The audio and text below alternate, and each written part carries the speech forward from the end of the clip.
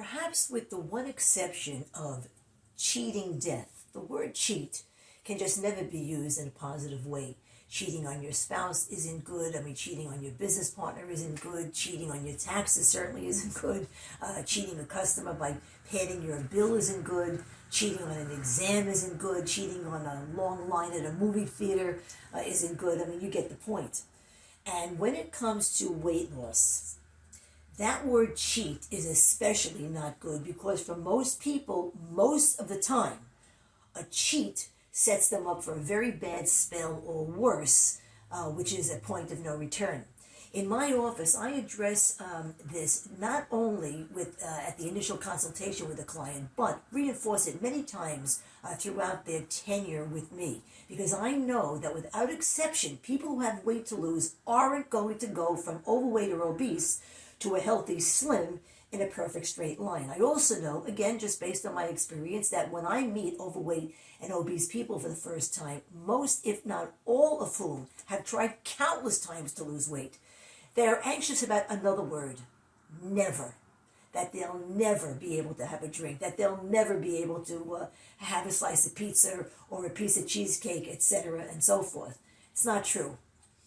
Would it be wonderful if someone had the strength, the fortitude, the stick-to-itiveness to get to a healthy goal without interruption in a perfect straight line? Of course, but it's not reality.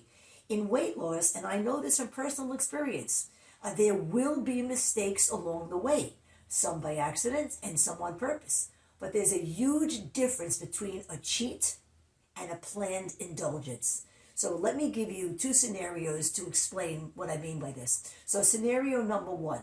Okay, so Jane is doing well in her diet. She's making good choices. She's planning ahead for meals and snacks.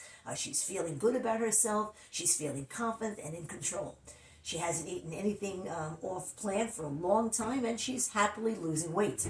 And then while at a party or other event, surrounded by a smorgasbord of all-you-can-eat crap, and at an open bar, and with the rationale, well, I've been good, I deserve it, I'll get back on track tomorrow, she starts to pick.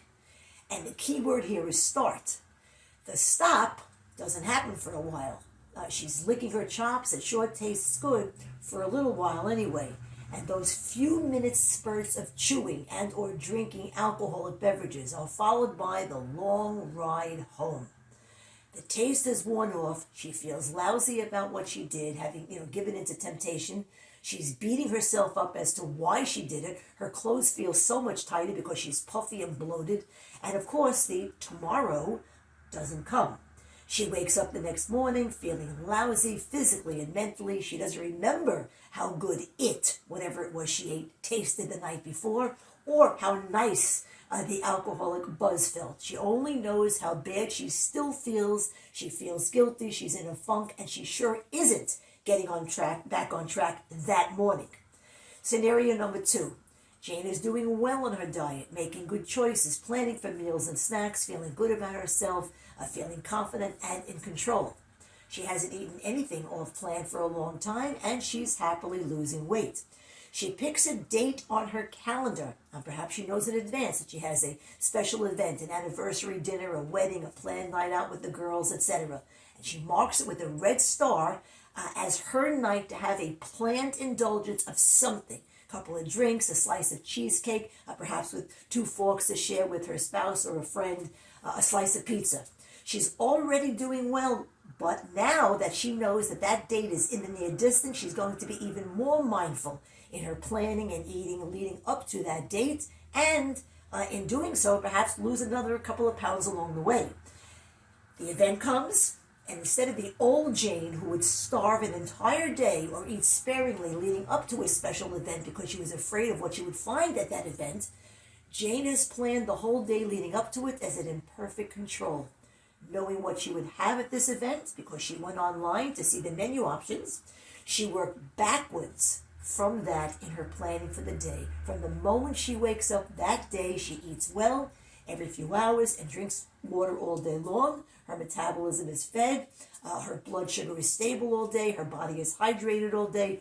She follows through with her plan for the evening, enjoys every minute of it, knowing that she worked her way towards it, that she earned it. Now this Jane gets in the car and on the ride home is really happy. She's had a great time, great conversation, and is thinking about how in control she was from the moment she put that night's planned indulgence on the calendar. This Jane gets up in the morning feeling great, feeling proud of herself, has zero guilt about the previous night's indulgence. She remembers clearly how great it tasted, and this Jane is right on track, in the zone. This Jane is putting another star on the calendar for, say, Saturday night 3 or 4 weeks out, or holding off maybe a little longer for an upcoming vacation in 2 months where she knows that she'll want to indulge a couple of times during that vacation week. Now, as you can see, Jane 2 is in a much healthier headspace. Taste buds, folks, listen, taste buds are sensory organs that are found on your tongue and allow you to experience tastes that are sweet, salty, sour, and bitter. While you're chewing, the food releases chemicals that immediately travel up into your nose. These chemicals trigger olfactory receptors inside the nose. They work together with your taste buds to create the true flavor of that yummy slice of pizza or creamy slice of cheesecake by telling the brain all about it.